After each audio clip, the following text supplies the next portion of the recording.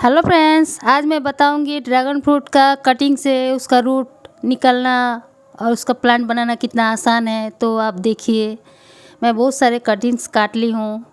मेरे पास बहुत सारे ड्रैगन फ्रूट का प्लांट है। मम्मी का घर में छत पे रखी हूँ, वहाँ पे बहुत धूप आती है तो वहाँ पे बड़े बड़े बहुत प्लांट हो गए हैं। तो उसमें से मैं कटिंग्स काट रही हूँ, काट के मैं इस लोग को ग्रो करूँगी। तो कटिंग्स काटने का ऐसा है, जो उसका नोड एरिया रहता है वहाँ से काट लेना ठीक रहता है। जहाँ पे एक गिट्ठ जैसा बनता है वहाँ से काट के रख सकते हैं आप।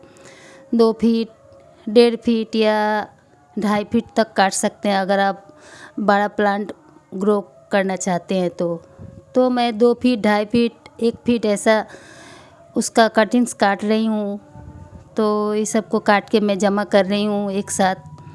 तो बहुत सारे इसमें ब्रांच हो गए हैं, तो इतना ब्रांच तो चाहिए नहीं, तो इसलिए हटा देना भी ज़रूरी है और समय समय पर कटिंग भी करना ज़रूरी है। तो इसमें जो डिजीज़ दिख रहे हैं आप लोगों को पीले पीले, इसका बीमारी, तो उसको मैं हटा दूँगी। हटा के फिर मैं कटिंग को ग्रो करूँगी।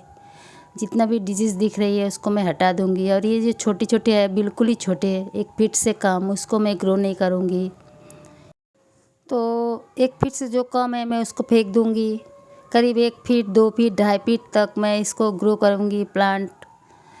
इसका कटिंग्स में लगाऊँगी, लगा के रखूँगी और कोई अगर ख़रीदेंगे तो मैं सेल भी कर दूँगी। क्योंकि बहुत सारे ब्रांच हुए हैं मेरे ड्रैगन फ्रूट का प्लांट में। ये जो कटिंग्स दिख रहा है ट्रे कैरेट में, इसमें भी बहुत सारे हो गए हैं, तो इसमें से भी कुछ निकाल लेती हूँ। और जो ड्रम में लगाई हूँ जिसमें फ्रूटिंग आ रही है, उसमें तो बहुत ही ज़्यादा है। तो काट के मैं इसको कटिंग्स तैयार करूँगी और इससे प्लांट बनाऊँगी। तो आप लोगों को बता रही हूँ, आप लोगों के पास अगर है तो ऐसे करके काट के करीब 1 दिन सुखा ले। 1 दिन के बाद ही आप उसको कटिंग्स को बिठाएं, क्योंकि तुरंत बिठाने से उसमें एक जेली टाइप का रहता है, उससे जल्दी ठीक से होते नहीं है। तो इसको सुखाना पड़ता है, करीब 1 दिन तो सुखाना ही है।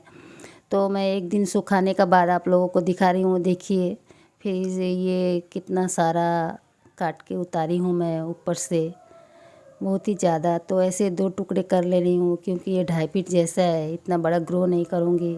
कोई 2 फीट जैसा करूँगी। तो ये सारे 1 फीट 1.25 फीट जैसा साइज़ का है, तो इसको ग्रो करती हूँ। ऐसे करके मैं मिट्टी में लगा दूँगी। तो आपके सामने जो मिट्टी दिख रही है, ये खेत की मिट्टी है, थोड़ी भीगी है मिट्टी।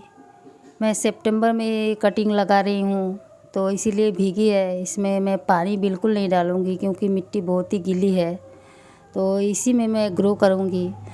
तो आप लोग अगर ड्रैगन फ्रूट का कटिंग लगाना चाहते हैं तो सिर्फ़ और सिर्फ मिट्टी में ग्रो करें। जब पहला बार आप कटिंग लगाए, कोई उसमें खाद ना डालें, नहीं तो वो गल जाएगी, गल के सड़ जाएगी।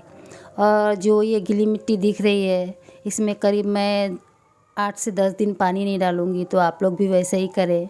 अगर आपके पास सूखे मिट्टी में आप लगा रहे हैं तो पहला दिन भरपूर पानी दे दें, फिर 1 दिन बाद पानी डालें कटिंग्स में। जो कटिंग्स आप ग्रो करेंगे तभी ये कटिंग्स अच्छे से होंगे।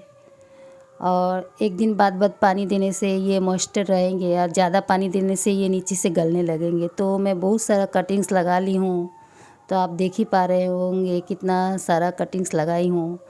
क्योंकि मैं इतना कटिंग्स रखूँगी नहीं, सेल भी करूँगी। ये जो बैग में आप लोगों को दिख रहे 6 कटिंग्स, ये किसी ने मांगे हैं, तो सेल ही है, ये भी बेचूँगी, तो उन लोगों को देना है। तो मैं देखिए ये ऊपर ला के रखी हूँ छत का ऊपर, तो पानी नहीं डाली हूँ बिल्कुल। और मेरे पास बहुत सारे दूसरे साइड बहुत सारे ड्रैगन फ्रूट है जो पिलर पे चढ़े हैं, छत का पिलर पे, और मैं लटकाई भी हूँ मम्मी का घर में। तो सितंबर में लगाई हूँ। इसके बाद मैं आप लोगों को नवंबर में दिखाऊंगी इसका ग्रोथ कैसे हुआ, या इसका रूटिंग आई कि नहीं आई, तो उसी को मैं दिखाऊंगी। तो बहुत सारे कटिंग्स मैंने लगाए हैं, करीब 100 से 150 कटिंग्स लगाए हैं। तो ये आप जो देख रहे हैं ये नवंबर का है, नवंबर का 14-15 तारीख का है ये। तो कुछ कटिंग्स ऊपर से पीले पड़ गए हैं, उसमें डिजीज़ लग गए हैं, तो जो इसमें रोग लगे हैं उसको मैं हटा दूँगी, काट के ही दूँगी जो अगर खरीदेंगे कोई। तो यहाँ पर ही दे पाऊँगी सिलीगुड़ी में, बाहर नहीं दे पाऊँगी मैं। तो इसमें देखिए ये जो 1.5 फीट का कटिंग्स है, इसमें थोड़ी बहुत रूट हुई है, लेकिन अच्छे से रूट हुई है।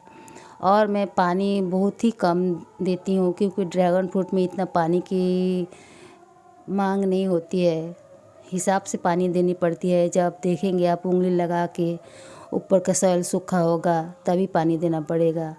तो देखिए इसमें भी बहुत अच्छे से जड़ हुआ है, जो 1.5 फीट 2 फीट का कटिंग्स है।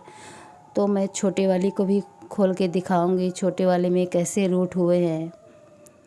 तो जब आप कटिंग लगाए तो पानी रोज़ देना कोई ज़रूरी बात नहीं है।